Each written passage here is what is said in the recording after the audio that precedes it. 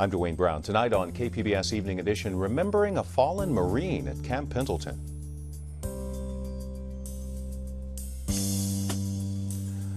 A family's mission to honor him more than 10 years after he sacrificed his life to save fellow Marines, and the final destination for his Navy Cross. I'm Peggy Pico with results and analysis of Mexico's midterm elections, how the outcome could impact U.S.-Mexico relations. Plus, my conversation with a newly sworn-in attorney who has autism, how he exceeded expectations with the help of his mother, and what he plans to do next. If you want to go eat real good, authentic, exciting cuisine, well, there's always that danger, you know. Hungry for culinary creativity just south of the border, the chefs and foodies behind Tijuana's thriving food scene. KPBS Evening Edition starts right now.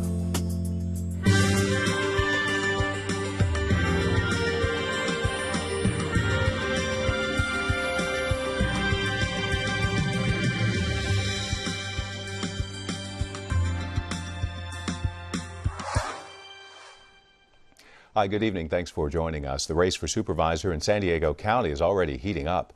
Escondido Mayor Sam Abed announced he'll challenge County Supervisor Dave Roberts for his District 3 seat next year. The district stretches from San Diego north to Escondido. It includes Encinitas, Solana Beach, and Del Mar. Abed's been on the city council there since 2004. He was elected as mayor in 2010.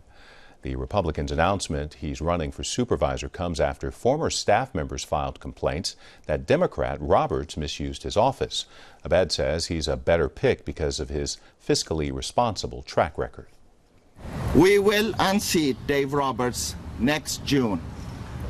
I can promise you that. I will work hard and restore the trust in government in Escondido. Where a spokesman for Roberts actually attended the announcement, Gary Gartner read a statement to reporters denying the claims against Roberts, and he made claims right back at Abed. During Mr. Abed's tenure as mayor of Escondido, he has brought a polarizing atmosphere to City Hall.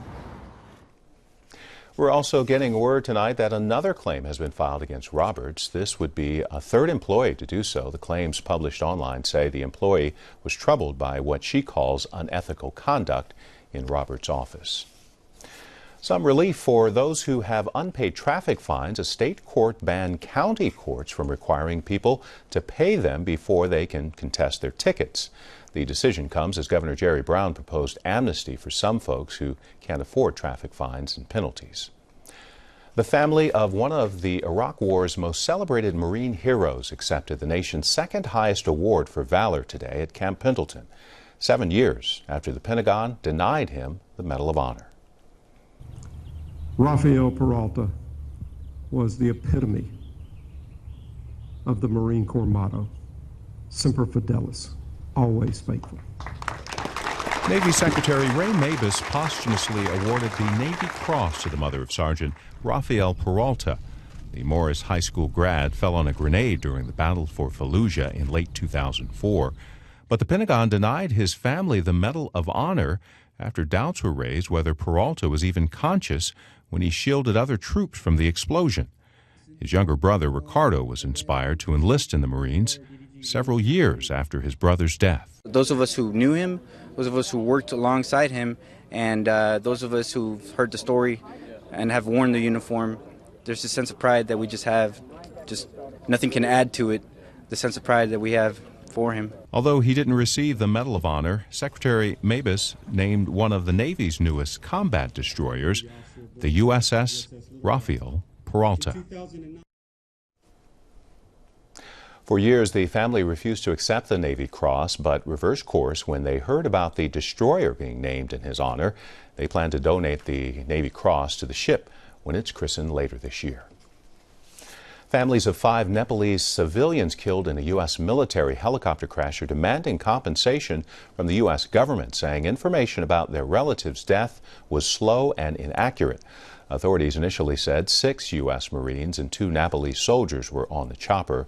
But on Friday, Nepal's army announced 5 more people were on board. The chopper was on a relief mission after a second major earthquake struck Nepal.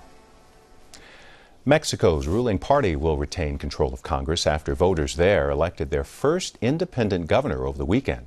Peggy Pico has more on the results and its possible impact on U.S. relations. Friday, we told you about how Mexico's midterm elections reflect public opinion on Mexico's president and his party. Here with election results and analysis is my guest, David Shirk, political science professor at the University of San Diego. And David, welcome back. Now, these election results, the final official results won't be in until Friday. So were there any big upsets at this point or surprises in these midterm elections? Well, I think we'll have final results by Wednesday. But there were a couple of surprises. We saw an independent gubernatorial candidate win in Nuevo León. That's unprecedented in Mexican history. We also saw the PRI, the ruling party, the president's party, Enrique Peña Nieto's party, perform much worse than many people had anticipated, and also saw small parties throughout the country sprouting up and doing very well. Sort of independent parties. Then. Independent parties. Yeah, let's talk about that. With the president, Enrique Peña Nieto's, his PRI party held on to a slight margin in the lower house of Congress, right? That's right. And lower Congress. Why do you think that is? Well, first of all, any president's party loses seats in a midterm election in most presidential systems, so it wasn't that unexpected. But the president's been strongly criticized in the last few years, and especially the last couple of months, partly because of the security situation, partly because of perceptions of his administration as engaging in corrupt activities. His own wife accepted a gift, a huge white mansion that they called the White House, from a contractor who later won a contract from this administration. So there are a number of people who I think feel disenchanted by the Peña Nieto government, and that came out, I think, in the polls. Yeah, he had a lot of promises, right, to reduce violence and corruption, and perhaps people aren't seeing it that way. Yeah, he had promised that in his first year, violence in Mexico would drop by 50%. Violence has come down somewhat, but it hasn't come down nearly as much or as quickly as we would have liked. Let's talk about these independents that seem to be rising up here. What do you think is fueling that? Well, I think when people are disenchanted with the political class as a whole, they look for new and different alternatives. And so voting for independents or voting for parties that never existed before, like the Humanist Party or the new leftist party of Andrés Manuel López Obrador, known as Morena, those seem to be new and better options than the parties that have always been there, the old Institutional Revolutionary Party, the National Action Party, and the Party of the Democratic Revolution. All of those parties are decades old and now represent a political class that many people feel is totally disengaged from the average voter. Well, one example of this is a man named El Bronco, as he goes by the name of El Bronco. Who is he? What can you tell us about his? And what do you think his win is doing? Is it shaking up the elections here? Jaime Rodriguez's victory in Nuevo León, I think, really speaks to this spirit of disenchantment that is common among many voters. And it speaks specifically to the case of Nuevo León, where the outgoing governor had a number of corrupt dealings and question marks around his administration. He had tried to impose one of his handpicked cronies to be his successor in that state. And I think voters in the north of Mexico have never been timid about expressing their opinions. They came out in force and elected someone who would be a truly independent voice. Oh, and just to be clear, his nickname is El Bronco, so I was going by his nickname. Not his given right, name. not his given name. Do you think this surge in independent candidates will continue into the 2018 elections? You know, I think that the Nuevo León race definitely will fuel ambition among independent candidates, but the real question is going to be, how easy is it to govern in any state without a party behind you in the legislature? I think that we're going to probably see some tough issues ahead for this particular governor, because if he wants to get legislation passed, it's going to be very difficult without some kind of party support in the legislature. So I think possibly we may see more of that in the future, but we have to wait and see. These election results, even though they're preliminary, what do you think as far as what do they mean for U.S. and Mexico relations? Well, I think that there are a number of ways that we have been working closely closely with Mexico. It's our biggest trade partner, aside from Canada, at least in terms of the U.S. exports abroad. And we've also got a significant interest in the energy situation in Mexico. They are privatizing energy, and that could mean great benefits not only for Mexico but also the United States in terms of self-sufficiency for North America.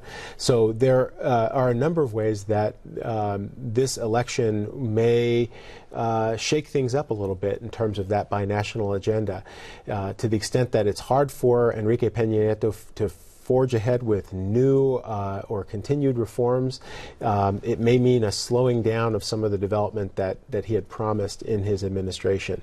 The thing that I think is of greatest concern, or has been of greatest concern in the U.S.-Mexico relationship in recent years, is this question of violence and security. I do think that we're going to continue to see the overall levels of violence continue to drop in Mexico, but no doubt there will be occasional outbreaks of violence, such as some of the ones we saw leading up to this election. All right, political science professor David Shirk, thanks so much for the update. Thanks for having me, Peggy. Tijuana continues to attract food lovers from across the globe despite a rise in murders this spring. KPBS Fronteras reporter Jean Guerrero looks at how the culinary scene is evolving. Vladimir Tellez Montaño watches one of his workers mold blue maize dough for wood-fired tortillas at his Tijuana restaurant, Verde y Crema. All the maize, we bring it in from the south. He says 100% of his ingredients come from diverse regions of Mexico. Why? Because we want to communicate the migration of cultures that this city has, this mosaic of Mexican cultures. Tijuana is a city of migrants, a place where Mexico's innumerable culinary styles converge. Verde y Crema serves everything from Korean barbecue tacos to ribs and kimchi. The food at Verde y Crema is cooked on fires using olive wood, brought in from Valle de Guadalupe, chopped each morning. It's not typical Mexican food, but it's very local, very Baja Californian, and reflects precisely this union of cultures in the city. The chefs of Tijuana are harnessing this union of cultures to consistently attract a global clientele, and the strategy seems to be working. Despite a recent spate of killings in Tijuana, food lovers from San Diego and elsewhere continue to travel south of the border for culinary creativity. We've learned to live with the feeling of danger, which ends up diluted by cultural stuff like what we have right now in food. Tellez says the interest is shifting from street food to a more high-quality, innovative dining experience in Tijuana. And he says it's attracting a different kind of food lover, one he says is less likely to be scared off by headlines of violence. The quality of our visitors is consistently better. They're more intellectually prepared. They're university students, people who read, who know that there are things to accept and things to question about border cities. Angel Miron is the owner of a Tijuana food and craft beer tour company called Let's Go Clandestino. He often takes his clients to Verde y Crema. I wanted to show people that it's safe to travel again to Mexico, to Baja. This isn't the first time Tijuana's food has helped compensate for violence-related drops in tourism. Miron says it all started in 2008. The violence slowed down. It moved away from this border. And then so the locals had to, there was no tourism at that time, so the locals had to reinvent the city, reinvent the cuisine. A restaurant called Misión 19, that's Mission 19, was central to this reinvention. Owner and chef Javier Plasencia is the food king in Tijuana. Every Tijuana foodie knows his name. He says the recent violence isn't hurting business at all. Plasencia says 70% of his clients are from San Diego.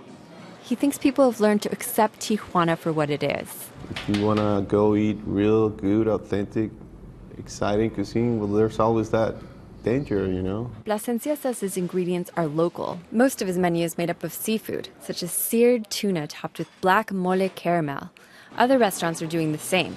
It's part of the local sourcing movement. And it's because we have such an amazing variety of species from the Pacific Ocean and also from the Sea of Cortez. Tijuana first rose to prominence with foreigners during the Prohibition era. It gained a reputation as a sin city, where people went to drink and gamble. Plasencia says the city's identity is evolving. Back in the 80s, 90s, we had lots of partiers that just wanted to come and and drink cheap beer and eat, chips and salsa and a few tacos for $10. I think customers became better eaters, now there's tons of foodies and people that are really interested in good ingredients and good concepts. I think younger people are eating healthier and they want to know where the food comes from. Plasencia points out that this new species of customer is still interested in classic Mexican tacos. But they have to be good tacos. Tacos Memos is among the rising number of food trucks in Tijuana seeking to innovate with the quintessential taco. Some people call this place parrot tacos. Dora Lopez, the owner of Tacos Memos, says that's because she always brings at least one of her 6 parrots to lure visitors. Lopez says she has customers from California and from other parts of Mexico as far away as Mexico City. People with long layovers at the Tijuana airport come eat here.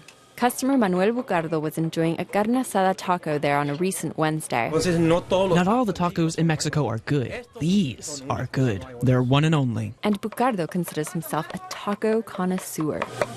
Jean Guerrero, KPBS News. Well, from food to football, following up on the stadium talks in San Diego, the Chargers are threatening to move away from the city. San Diego Mayor Kevin Faulconer is trying to get them to stay by offering a fair deal on a brand new stadium and a deal that's fair to taxpayers. KPBS reporter Taryn Mento is live downtown San Diego with more. Taryn? This is the second time that representatives from the city and the county have met with the Chargers. Last time, Mayor Kevin Faulconer's office described the meetings as productive. Now, the big news out of this meeting is that the city is going to hold a special election to vote on the stadium deal December 15th. According to a press release that we were just handed by the mayor's office, the NFL has stated that it will allow teams to apply to relocate to Los Angeles in January 2016, so this should give them enough time to approve a deal. Although officials have said that a public vote might not necessarily be legally necessary, but the mayor's long called for a vote. We'll update with his remarks after this. Back to you. A man-made seawall in Encinitas is at the heart of a dispute under review by the California Supreme Court. KPBS reporter Eric Anderson brings us the latest on the story.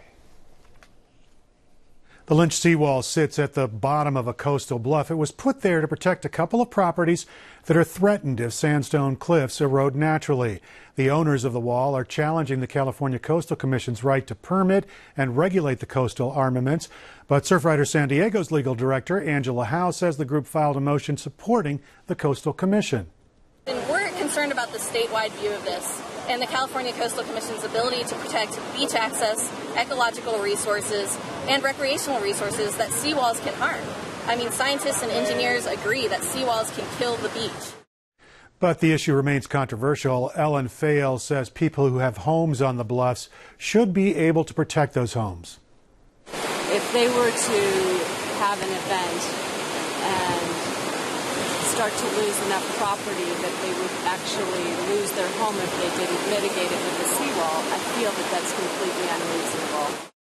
Fales is not convinced the beach is threatened by the seawalls. The California Supreme Court is expected to rule on the case either late this year or early next year. Eric Anderson, KPBS News. A San Diego man received his license to practice law last week from the state bar. Tonight, he talks with Peggy Pico about autism, his journey, and what's next. He was diagnosed with autism as a toddler. Doctors said his brain wouldn't develop past an 18-month-old level, but they were wrong. He learned to speak by age 7, became a star runner in the Special Olympics, and recently graduated from California Western School of Law, passing the bar on his first attempt. Congratulations, Eric Weber. Welcome to you and your mother, Sandy Weber. Thank you very much. Glad to be here. It's good to have you. Now, Eric, why do you want to become a lawyer? Why did you want to become a lawyer? I want to help others with special needs to exceed their own expectations. I'm going to practice special education law.